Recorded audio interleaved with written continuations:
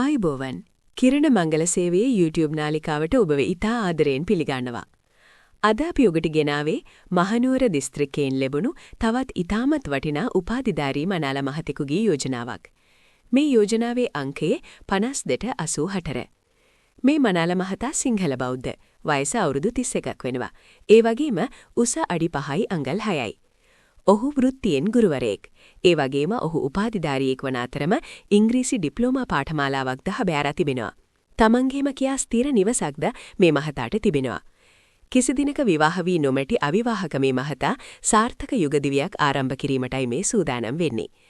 ඔහු සොයන සහකාරිය ගැන කිව්වොත් වයස අවුරුදු 27ක් 30ක් අතර උගත් ගුණේ හපත් සහකාරියක් තමයි මේ මහතා බලාපොරොත්තු වෙන්නේ.